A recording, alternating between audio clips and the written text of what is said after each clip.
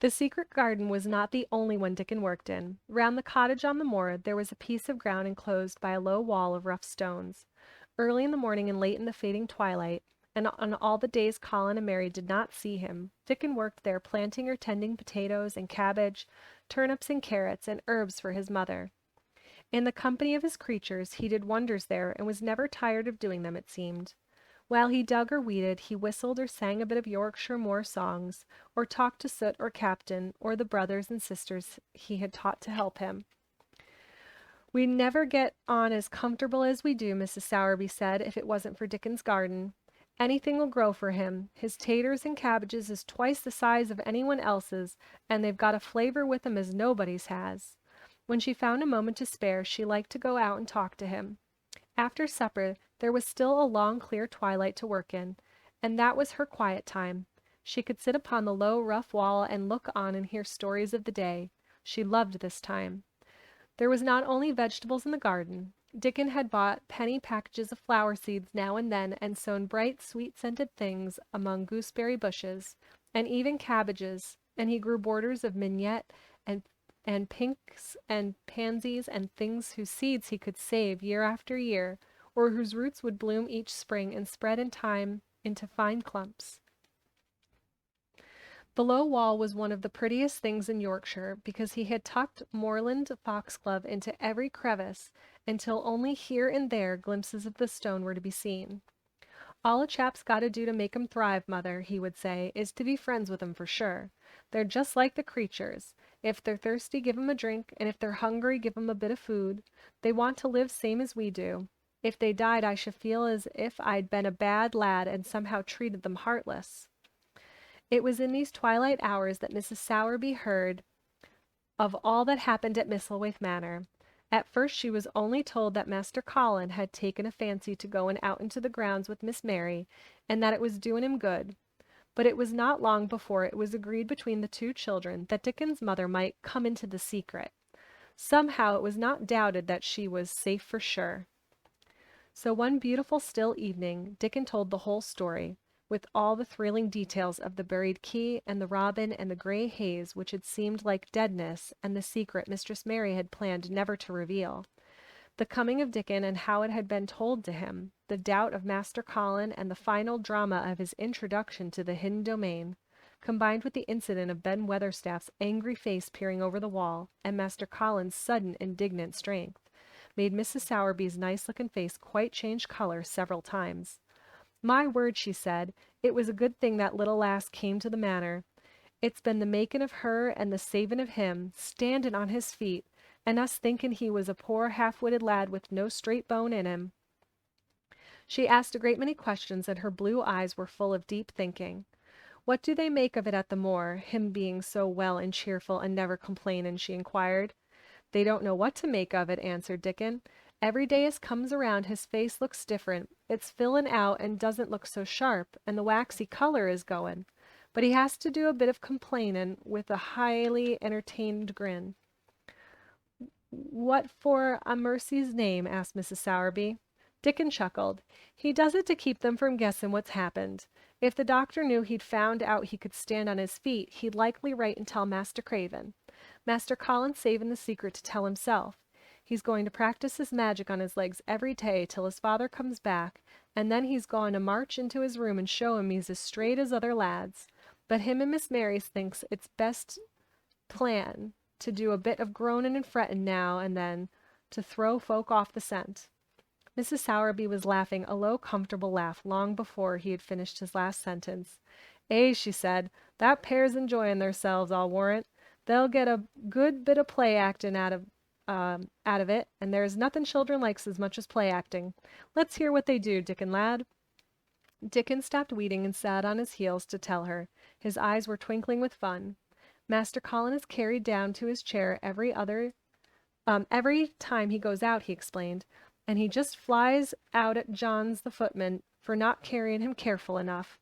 He makes himself as helpless looking as he can, and never lifts his head until we're out of sight of the house. And he grunts and frets a bit when he's being startled in his chair. Him and Miss Mary both got to enjoying it all, and when he groans and complains, she'll say, 'Poor Colin! Does it hurt you so much? Are you so weak as that, poor Colin?' But the trouble is that sometimes they can scarce keep from bursting out laughing. When we get safe into the garden, they laugh till they've no breath left to laugh with, and they have to stuff their faces into Master Colin's cushions to keep the gardeners from hearing, and if any of 'em's about. The more they laugh the better for 'em, said Miss Sowerby, still laughing herself. Good healthy child laughin' better than pills any day of the year. That pair'll plump up for sure. They are plumpin' up, said Dickon. They're that hungry they don't know how to get enough to eat without makin' talk. Master Colin says if he keeps sending for more food, they won't believe he's an invalid at all. Miss Mary says she'll let him eat her share, but he says that if she goes hungry, she'll get thin, and they must both get fat at once. Miss Sowerby laughed so heartily at the revelation of this difficulty that she quite rocked backward and forward in her blue cloak, and Dickon laughed with her. I'll tell thee what, lad, Miss Sowerby said, when she could speak, I've thought of a way to help 'em. When thou goes to 'em this mornin', and thou takes a pail of good new milk, and I'll bake 'em a crusty cottage loaf or some buns with currants in 'em, same as you children like. Nothin' so good as fresh milk and bread. Then they can take off the edge of their hunger while they were in the garden, and the fine food they get indoors 'ud polish off the corners. Eh, mother, said Dickon admiringly, what a wonder thou art. Thou always sees a way out of things. They was quite in a pother yesterday. They didn't know how they was to manage without ordering up some food. They felt the empty inside. They're two young uns growing fast, and health's comin' back to both of 'em. Children like that feels like young wolves, and food's flesh and blood to 'em. Said Miss Sowerby. Then she smiled, Dickon's own curving smile. Eh, but they're enjoyin' themselves for sure, she said. She was quite right, the comfortable, wonderful mother creature, and she had never been more so than when she said her play actin' would be their joy. Colin and Mary found it one of their most thrilling sources of entertainment. The idea of protecting themselves from suspicion had been unconsciously suggested to them first by the puzzled nurse and then by Dr. Craven himself. Your appetite is improving very much, Master Colin, the nurse said one day. You used to eat nothing, and so many things disagreed with you. Nothing disagrees with me now, said Colin, and then seeing the nurse looking at him curiously, he suddenly remembered that perhaps he ought not to appear too well just yet. At least things don't so often disagree with me. It's the fresh air. Perhaps it is, said the nurse, still looking at him with a mystified expression. But I must talk to Dr. Craven about it. How she stared at you, said Mary when she went away, as if she thought there must be something to find out. I won't have her finding out things, said Colin. No one must begin to find out yet. When Dr. Craven came that morning, he seemed puzzled also. He asked a number of questions to Colin's great annoyance. You stay out in the garden a great deal, he suggested. Where do you go? Colin put on his favorite air of dignified indifference to opinion. I will not let anyone know where I go, he answered. I go to a place I like. Everyone has orders to keep out of the way. I won't be watched and stared at. You know that. You seem to be out all day, but I do not think it has done you harm. I do not think so. The nurse says that you eat much more than you have ever done before. Perhaps, said Colin, prompted by a sudden inspiration, perhaps it is an unnatural appetite. I do not think so, as your food seems to agree with you, said Dr. Craven. You are gaining flesh rapidly, and your color is better. Perhaps I am bloated and feverish, said Colin, assuming a discouraging air of gloom. People who are not going to live are often different. Dr. Craven shook his head. He was holding Colin's wrist, and he pushed up his sleeve and felt his arm. You are not feverish, he said thoughtfully, and such flesh as you have gained is healthy. If we can keep this up, my boy, you need not talk of dying. Your father will be very happy to hear of this remarkable improvement. I won't have him told, Colin broke forth fiercely. It will only disappoint him if I get worse again, and I may get worse this very night. I might have a raging fever. I feel as if I might be beginning to have one now. I won't have letters written to my father. I won't. You are making me angry, and you know that is bad for me. I feel hot already. I hate being written about and being talked over as much as I hate being stared at. Hush, my boy, Dr. Craven soothed him. Nothing shall be written without your permission. You are too sensitive about things. You must not undo the good which has been done. This is the light right in my face. Now you can see my bright shiny teeth.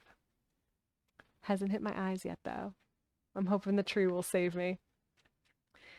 He said no more about writing to Mr. Craven, and when he saw the nurse, he privately warned her that such a possibility must not be mentioned to the patient. The boy is extraordinarily better, he said. His advance seems almost abnormal. But of course he is doing now of his own free will what we could not make him do before. Still, he excites himself very easily, and nothing must be said to irritate him. Mary and Colin were much alarmed and talked together anxiously. From this time dated their plan of play actin. I may be obliged to have a tantrum, said Colin regretfully. I don't want to have one, and I'm not miserable enough now to work myself into a big one. Perhaps I couldn't have one at all. That lump doesn't come in my throat now, and I keep thinking of nice things instead of horrible ones. But if they ask about writing to my father, I shall have to do something. He made up his mind to eat less, but unfortunately it was not possible to carry out this brilliant idea when he wakened each morning with an amazing appetite, and the table near his sofa was set with a breakfast of homemade bread and fresh butter, snow-white eggs, raspberry jam, and clotted cream.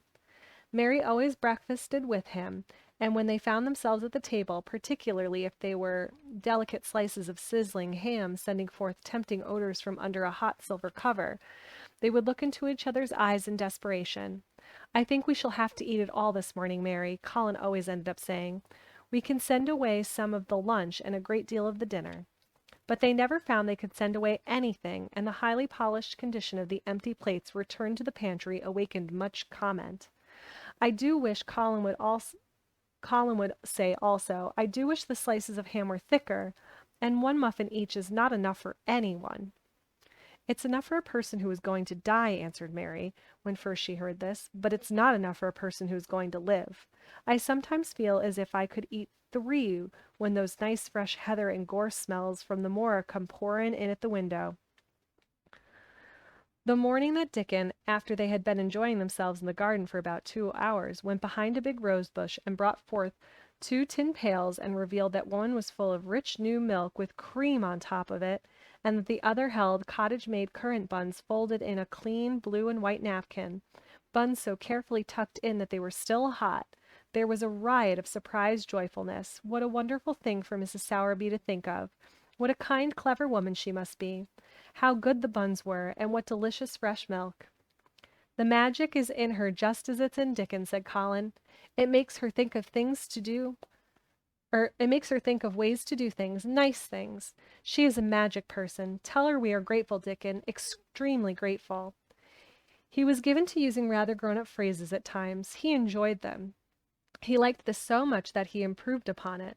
Tell her she has been most bounteous, and our gratitude is extreme. And then, forgetting his grandeur, he fell to and stuffed himself with buns, and drank milk out of the pail in copious draughts, in the manner of a hungry little boy, who had been taking unusual exercise and breathing in moorland air, and whose breakfast was more than 2 hours behind him.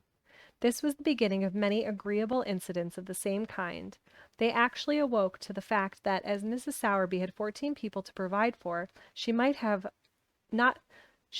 have enough to satisfy 2 extra appetites every day. So they asked her to let them send some of their shillings to buy things.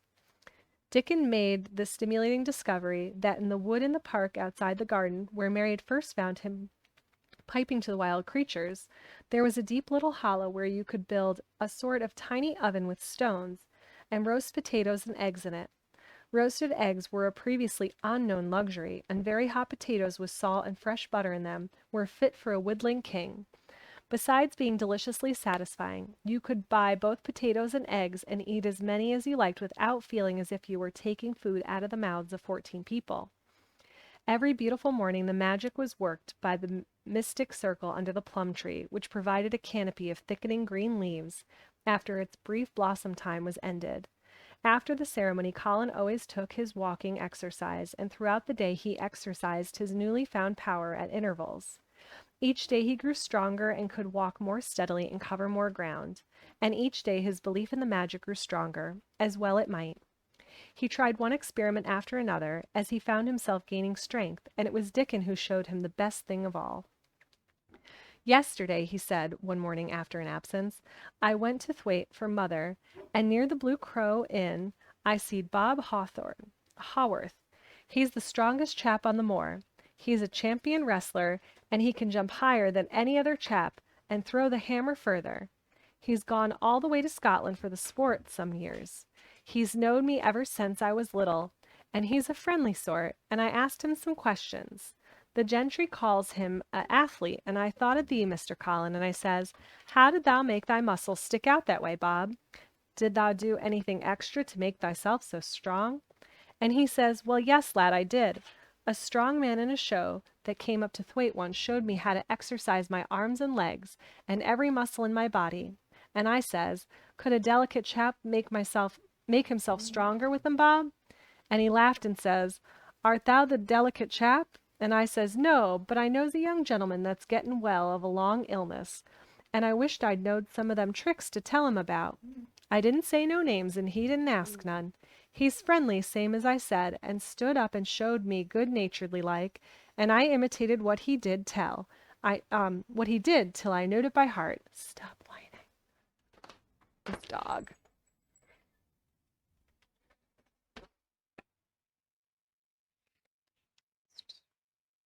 Colin had been listening excitedly. Can you show me? He cried. Will you? Aye, to be sure, Dickon answered, getting up. But he says thou must do 'em gentle at first, and be careful not to tire thyself. Rest in between times, and take deep breaths, and don't overdo. I'll be careful, said Colin. Show me, Dickon. You are the most magic boy in the world. Dickon stood up on the grass and slowly went through a carefully practical but simple series of muscle exercises. Colin watched them with widening eyes. He could do a few while he was sitting down. Presently he did a few, gently, while he stood upon his already steadied feet.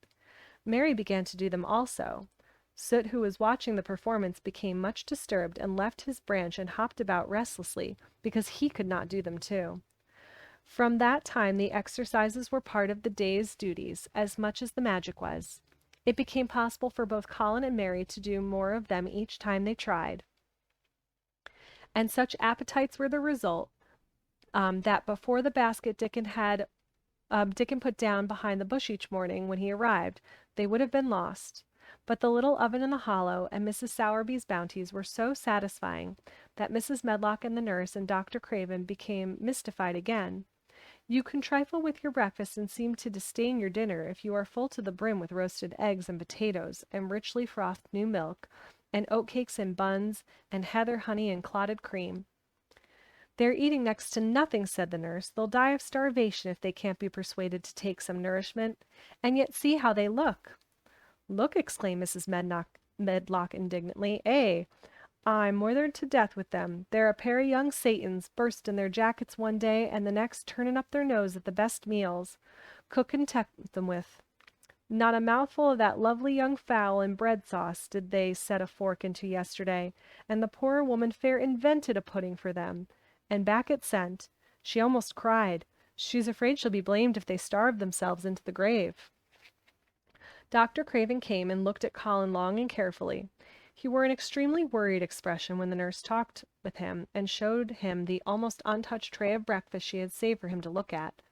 But it was even more worried when she sat down by Colin's sofa and examined him. He had been called to London on business.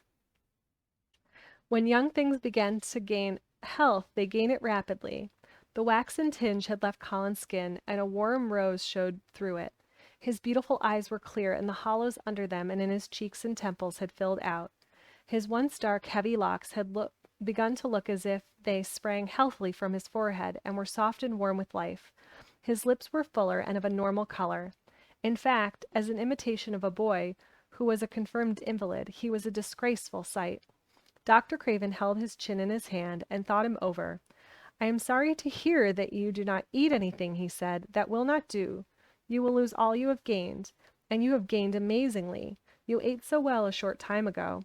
I told you it was an unusual appetite, answered Colin. Mary was sitting on her stool nearby, and she suddenly made a very queer sound, which she tried so violently to repress that she ended by almost choking. What is the matter? Said Dr. Craven, turning to look at her. Mary became quite severe in her manner. "It was something between a sneeze and a cough," she replied, with a reproachful dignity, "and it got in my throat. But," she said afterwards to Colin, "I couldn't stop myself. It just burst out because, all at once, I couldn't help remembering that last big potato you ate, and the way your mouth stretched when you bit through that thick, lovely crust of jam and clotted cream on it." "Is there any way in which those children can get food secretly?" Dr. Craven inquired of Mrs. Medlock. "There's no way unless they dig it out of the earth or pick it off the trees," Mrs. Medlock answered. "They stay out in the grounds all day and see no one but each other. And if they want anything different to eat from what's sent up to them, they need only ask for it." "Well," said Dr. Craven, "so long as going without food agrees with them, we need not disturb ourselves. The boy is a new creature." "So is the girl," said Mrs. Medlock. "She's begun to be downright pretty since she's filled out and lost her ugly little sour look. Her hair's grown thick and healthy looking, and she's got a bright color. The glummest, ill-natured thing she used to be, and now her and Master Colin laugh together like a pair of crazy young ones. Perhaps they're growing fat on that." "Perhaps they are," said Dr. Craven. "Let them laugh."